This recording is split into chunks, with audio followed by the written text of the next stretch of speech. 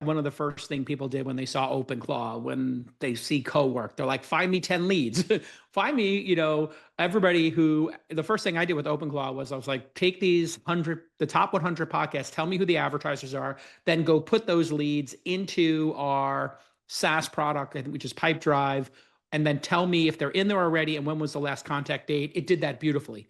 And it was like, okay, that's an SDR job of 30, 40K, offshore work from home, or 60, 70, 80K in the United States, work from home or in a city, in Austin or in Phoenix. So Zoom Info is like the perfect example of a company that's going to have a heck of a time. That's like private equity home company. I think it's a private equity company or a public one. It's public, and yeah. It's public. So they're getting their ass handed to them. They're going to need to cut half the staff. They're going to need to take an AI approach. But we have a company, Lead IQ, which was nipping at Zoom Info's heels, has 8 figures in revenue. Go to leadiq.com. Their homepage is, here's AI. Here's our AI solution to the same problem, as opposed to, here's our SaaS software for the same problem.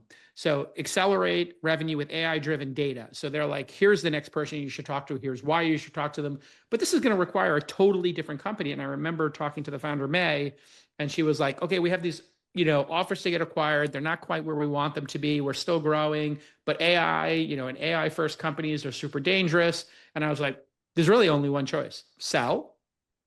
If you don't believe in your ability and you just want to get off the train and, accept, what might be to you, I don't know, the bronze medal or like a participation trophy, or do you want to go for the gold? If you want to go for the gold, then you have to skate to where the puck is going while dealing with a board of directors who wants the number to go up and that really is the problem. You might have somebody like Jenny or myself who's like, yeah, we don't care about a little revenue destruction and shaking up the management team in order to get to the future because we invested at whatever valuation.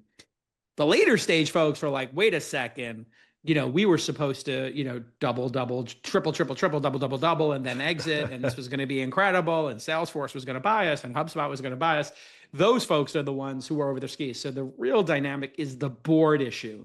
100%. And it's just unfixable. And I've had to have these conversations multiple times 100%. With the late stage board members, just say, leave the board, sell your shares back to the company at a discount, or just leave the board and we'll take it from here, and you'll see if you get a return or not, write off the investment, whatever you got to do.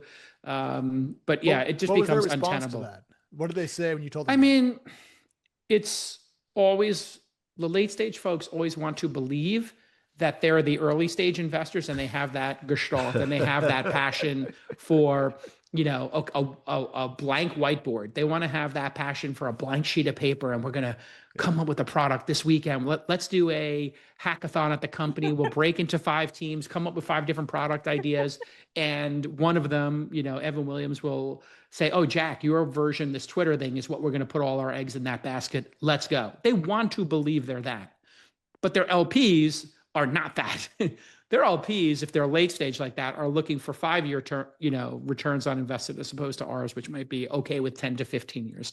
So time horizon is everything, right? And you just can't make unnatural. Late stage company pivots are not very common. Yeah, no. That's why we don't take board seats, so we can be, the whisper in the founder's ear and the voice of reason, and they don't feel nervous about it. I think it's a real advantage.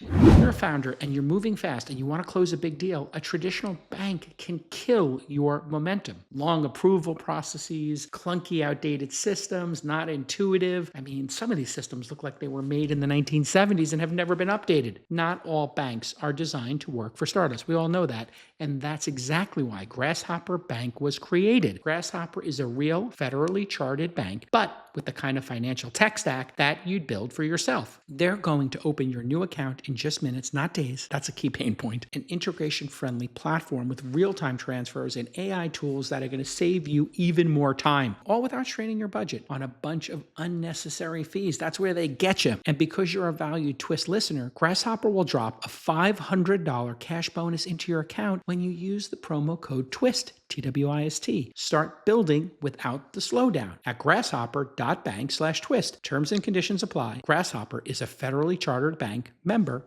FDIC.